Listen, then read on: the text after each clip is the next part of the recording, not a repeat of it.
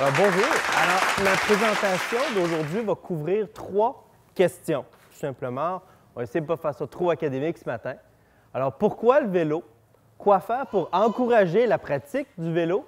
Et comment stimuler le changement pour qu'on puisse aller chercher les aménagements nécessaires? Alors, 4 grands sujets que je vais couvrir, la santé, le loisir, la mobilité et le milieu de vie. Alors, santé. Alors, premièrement, c'est quand même un rôle très important du vélo, c'est l'amélioration de la santé de la personne qui pratique.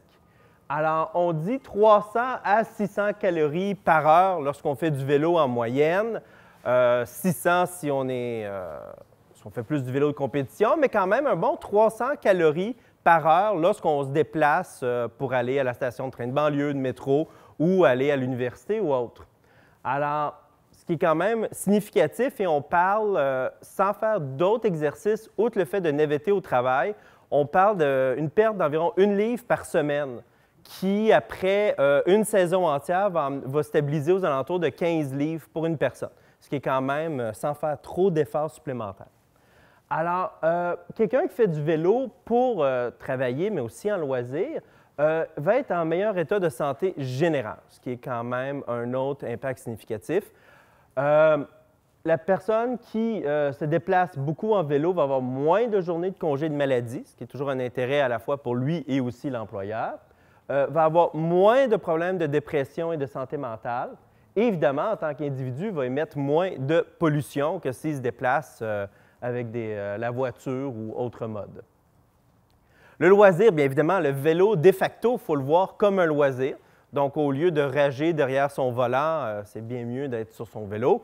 Quoique parfois, on peut aussi rager quand on est en vélo aussi. Mais bon, ceci étant une question d'aménagement et non directement relié. Alors, pour la mobilité, bien évidemment, le vélo, c'est premièrement économique. Hein?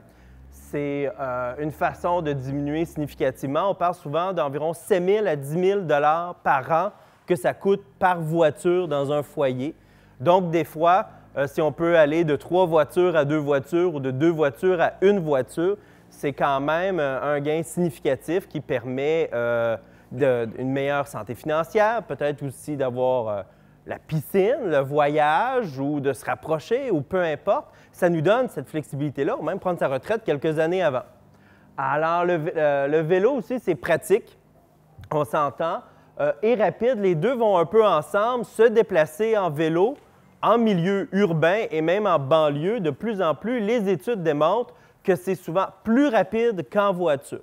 Alors, pendant longtemps, le monde disait « Ah oui, si tu habites dans les quartiers centraux, par exemple, tu te déplaces, c'est plus vite en vélo. » Mais de plus en plus, les gens qui vont se déplacer justement pour aller prendre le train de banlieue, pour aller prendre le métro à Laval et autres, on voit que les temps de déplacement vont être plus courts en vélo qu'ils ne seraient s'ils étaient en voiture. Parfait. Ah, déjà, parfait. Alors, évidemment, plus qu'il y a de gens qui pratiquent le vélo et se déplacent en vélo, ça va avoir des impacts significatifs sur la forme urbaine et sur le milieu de vie. Alors, le concept derrière le cocktail de transport, c'est tout simplement de trouver aux gens que le vélo ne va pas remplacer la voiture. Mais l'idée derrière le cocktail de transport, c'est que si on peut associer la marche, le vélo et l'autobus, le métro, le train de banlieue et les autres modes, à partir de là, on peut arriver à une solution alternative de mobilité qui est encore une fois moins coûteuse, souvent plus rapide, plus écologique et meilleure pour la santé. Des quartiers où les gens pratiquent plus le vélo vont être plus denses. Donc, à partir de là, ça va avoir moins d'impact sur l'étalement urbain, moins d'impact sur aller gruger sur les terres agricoles et les autres zones vertes. Et finalement, les milieux de vie où il y a plus de pratiques de vélo, on va avoir une diversité des fonctions de l'utilisation du sol. Donc, ça veut dire qu'il va y avoir plus de commerces de proximité. On va aller chercher plus qu'on veut parce que les gens sont beaucoup plus proches de leur ville. Alors, quoi faire pour encourager la pratique du vélo? Alors, 2 grands axes au niveau de réaliser des activités et de réaliser des infrastructures. Alors, les activités. Bien, aujourd'hui, c'est un très bel exemple. On va faire de la conscientisation, on va aller chercher les gens, les sortir. Peut-être, il y en a, c'est des cyclistes qui seraient sortis aujourd'hui de toute manière, mais on va aller chercher des gens qui seraient peut-être allés moins souvent, Et même juste le fait d'être la présence sur l'espace public, ça vient démocratiser, mais aussi surtout faire projeter l'image que la pratique se peut, qu'elle existe et qu'elle est intéressante. Moi, je viens d'Outaouais. Alors nous, cette année, c'est la 47e année du vélo dimanche, où il y a environ 80 km au total de rues qui sont fermées et qui sont dédiées pour le vélo. Alors, ça permet souvent, entre autres, aux enfants qui, on ne veut peut-être pas les envoyer dans le réseau routier quand ils apprennent à vélo, un milieu sécuritaire et sain, et aussi, évidemment, les familles. Et puis, ça nous permet d'aller chercher la pratique du vélo de manière sécuritaire et, encore une fois, de vulgariser l'activité. On a la carte ici des rues qui sont fermées à Ottawa et Hull pour la pratique du vélo le dimanche. Ensuite, toutes les activités de sensibilisation et de sécurité, c'est fondamental. Je vois justement là, la ville de Mirabel ici avec son affiche « Le respect n'est pas à sens unique ». C'est certain, il y a des pratiques qui sont illégales, inappropriées ou dangereuses, qui sont respectées, réalisées à la fois par les automobilistes, mais aussi par les cyclistes. Et ça, en tant que cycliste, on doit justement veiller nous-mêmes à s'assurer de ne pas, finalement, de jouer le bon jeu et de s'assurer la sécurité pour tous. Et finalement, les activités doivent être ciblées, comme qu'on fait du bon marketing, on doit aller cibler toutes sortes de groupes. Alors, on va chercher les jeunes dans les écoles, les cégeps, les universités, les familles, hein, entre autres, de plus en plus avec les garderies, entre autres, on va faire des activités. Le troisième âge, hein, il y a, entre autres, des centres de personnes âgées maintenant qui commencent à se doter de vélos 2 roues et aussi des vélos 3 roues pour que les personnes âgées puissent rester un peu actives. Je veux dire, moi, mon grand-père, jusqu'à tout récemment, là, à 97 ans, il faisait toujours son vélo, fait toujours son ski de fond et son ski. Donc, à partir de là, c'est possible parce qu'après tout, un humain, hein, c'est un peu comme une voiture. Si on ne bouge pas, bien, on saisit en place puis on rouille. Donc, à partir de là, le vélo peut faire partie de ce cocktail-là pour garder les gens actifs. Et un autre endroit à ne pas négliger, malgré tout, c'est les entreprises où on peut aller faire de la sensibilisation, faire des activités, les encourager justement à améliorer la participation de leurs employés au vélo. Les infrastructures. Et là, bon, là, c'est là où ça coûte plus cher, on s'entend, mais c'est là où les gains sont plus significatifs. Alors, évidemment, plusieurs endroits vont plutôt restreindre le vélo de montagne. Hein. On va, entre autres, sur le Mont-Royal, c'est une lutte depuis plusieurs années. Est-ce qu'on devrait interdire le vélo de montagne? Et les gens disent le vélo de montagne détruit les parcs, détruit la montagne.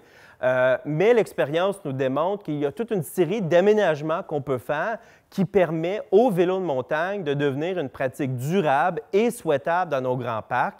Et ça nous permet de le faire sécuritairement et en respect envers la nature. Et là, on va parler quelques minutes la question de l'emprise. Alors, c'est certain, le vélo, ce qui serait mieux, c'est un peu comme l'ancienne voie du train du Nord, de convertir des espaces qui sont complètement protégés, où il n'y a aucune présence véhiculaire ou très peu aux intersections, pour aller chercher une sécurité. Parce qu'évidemment, à partir de là, le cycliste, bon, il peut frapper un piéton, il peut frapper un autre cycliste ou il peut tomber dans les canaux d'irrigation, mais sinon, la pratique, elle est bien plus sécuritaire. Cependant, évidemment, on n'a pas des emprises partout, on ne peut pas faire ça partout. Alors, à partir de là, c'est d'aménager, évidemment, progressivement, parce que les budgets des municipalités sont toujours limités, on le comprend, mais de commencer progressivement avec peinturer les lignes sur les accotements, élargir les accotements. Il y a les beaux poteaux flexibles qu'on peut mettre aussi pour baliser. Et avec le temps, une fois que le volume et le budget le permettent, justement, d'arriver à des espaces complètement ségrégés avec une barrière en béton ou que la piste cyclable soit plus élevée. Entre autres, juste monter la piste cyclable d'environ 5 à 10 cm, ça démontre qu'on est capable d'éliminer la quasi-totalité des collisions parce que la voiture va frapper tout simplement sur le bord, puis ça va le ramener sur la chaussée. Donc, à partir de là, c'est des types d'aménagements progressifs avec une planification à long terme d'un réseau qui permet d'aller chercher une bonne pratique. Mais évidemment, des gens qui, comme moi dans ma jeunesse et bien d'autres, qui veulent faire du vélo de route avec des vitesses plus élevées, évidemment, ce n'est pas ce genre-là d'équipement qu'ils veulent. Donc, à partir de là, il faut justement s'assurer aussi que nos chemins de campagne, les chemins qui relient les villages entre eux et les villes, aussi soient bien pavés, qu'ils soient suffisamment larges pour permettre à une pratique sécuritaire du vélo. Et évidemment, aussi le stationnement à vélo qui est fondamental. On va voir un peu après. Alors bon, ça j'ai couvert. Parfait. Ah voilà. Alors, question d'emprise. Alors ici, on a une mesure relativement peu coûteuse. On est à Londres. On voit ici l'espace qui permet au vélo d'aller devant les véhicules, ce qui permet au vélo de s'assurer, lorsque le feu de circulation change, que ce soit plus sécuritaire et qu'il ne se fasse pas écraser par les véhicules qui veulent tourner. Parfait. Alors ensuite, du stationnement. Alors ici, on est juste à côté de ma maison. On voit évidemment, il y a un manque de stationnement. J'avais dans un quartier de bar sur Saint-Denis, au centre-ville de Montréal. Et évidemment, j'ai eu quelques discussions avec la ville, parce que la ville dit, bien non, on a envoyé des inspecteurs, il n'y a pas de problème de stationnement de vélo. Je dis, oui, mais le problème du stationnement de vélo, ce n'est pas le jour, c'est le soir. C'est quand les gens viennent dans les restaurants, dans les terrasses, dans les bars, qui fait en sorte qu'on a des grands problèmes. Et après ça, on a des belles guerres qui arrivent entre les commerçants.